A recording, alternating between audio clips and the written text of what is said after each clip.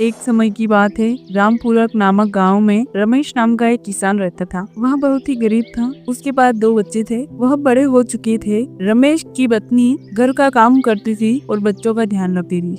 क्या के खेतों में काम करता है और एक दिन रात को वह लौटता है, तभी उसके बच्चे अलमारी की मांग करते हैं। पिताजी, हमें एक अलमारी चाहिए। हाँ पिताजी, हमें एक अलमारी चाहिए। जब भी मैं यहाँ कपड़े रखती हूँ तो खराब हो जाते हैं और स्कूल में मेरे कपड़े देखकर दोस्त चिढ़ाते हैं। हाँ बच्चों, कल अलमारी ले आऊंगा। रमेश और सभी खाना खा रहे थे। रमेश खाना खाकर अपनी पत्नी को कोने में बुलाकर कहने लगा, सुनो भाग्यवान, बच्चे अलमारी की मांग कर रहे हैं, लेकिन हमारे पास तो पैसे ही नहीं है। अलमारी की मांग कर रहे हैं, तुम तो इतना नहीं कर सकते। हाँ भाग्यवान, लेकिन तुम्हें तो पता ही है क्या कि खेतों में मैं काम करता हूँ।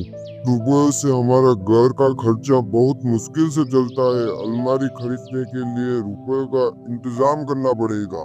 यह कहकर रमेश सो जाता है। सुबह रमेश उठकर सोचता है कि उसके घर के पास हरिया रहता है, क्योंकि उसके पास रुपये हैं। कुछ रुपये उधार लिए जाए।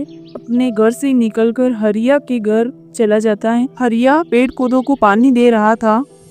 हरिया, अच्छा हुआ तू यही मिल गया। बोल रमेश, क्या बात है? हरिया भाई, कुछ पैसे उधार मिल जाते, बड़ी मेहरबानी होती।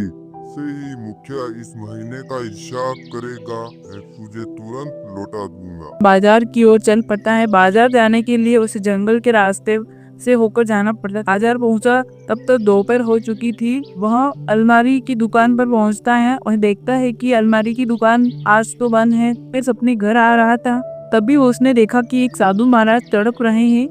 उसके पास गया। पानी पानी पानी पानी।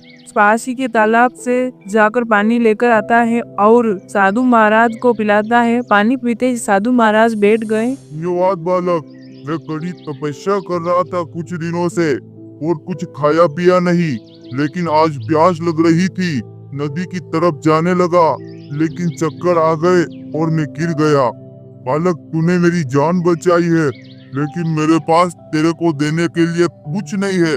फिर भी मेरे पास ये पुरानी जादुई अलमारी है, इसे ले जाओ और सब जरूरतमंद की मदद करना। धन्यवाद बाबा। रमेश की पत्नी कहती है, अलमारी ले आए, लेकिन यह अलमारी पुरानी क्यों लग रही है? कमला को सारी बात बताता है। तभी उसके बच्चे आ जाते हैं। पिताजी, आप अलमारी ले आए। हाँ बच्चों। फिर टीकू और मीनू अपने अपने कपड़े अलमारी में रख देते हैं और खाना खाकर सो जाते हैं। फिर दिन मीनू उठती है, अलमारी में अपने कपड़े लेने जाती है। तभी वह देखती है कि अलमारी में जो कपड़े रखे हुए थे वह सोने में परिवर्तित हो चुके थे। तभी वह अपने माता पिता को आवाज देती है। पिताजी जल्दी आइए। मीनू के माता पिता आते हैं और मीनू उन्हें कहती है कि हमने रात को कपड़े रखे हुए थे, वह सारे सोने में परिवर्तित हो चुके हैं। रमेश उस सोने को लेकर बाजार में चला जाता है। फिर वह उसे बेच देता है और वह वापस आकर अपना घर ठीक करवा लेता है। और इस तरह रमेश की परिस्थितियां बदल जाती हैं और वो गरीब लोगों की और जरूरतमंद लोगों की मदद करता है। अरे झुमरी, देख तो ये रमेश इतना अमीर कैसे बन गया। कह तो तुम सही रहे हो। कुछ दिनों पहले इसके पास खाने के पैसे नहीं थे। ऐसा क्या हो गया, पता लगाना पड़ेगा। रमेश के घर की खिड़की से नजर रखता है। मीनू कहती है, अच्छा हुआ आप इस अलमारी को हमारे घर ले आए। हम गरीब जरूरतमंद लोगों की मदद करेंगे हमेशा। घुंघरू यह सब सुन लेता है और सोचता है कि मुझे भी अमीर बनना है।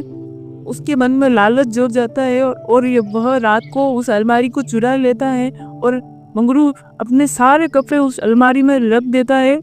जल्दी उठता है और अलमारी खोलता है, लेकिन अंदर से देखता है कि सांप बिच्छू निकल रहे हैं और वह उसकी ओर आ रहे हैं। वह जोर जोर से चिल्लाता है, बचाओ बचाओ, मैं मरना नहीं चाहता। कहीं रमेश, इस सांप बिच्छू से मुझे बचाओ। मैं लालच में आ गया था और यह अलमारी चोरी करके यहाँ ले आया। गुरु, लालच मत करो, तुम्हें जो चाहिए मुझसे आकर मांग लेना। हाँ भाई, गलती हो गई मुझसे। सभी पड़ोसी उसके घर आ जाते हैं और रमेश भी वहाँ आ जाता है। फिर प्रार्थना करता है और उसे बचा लेता है।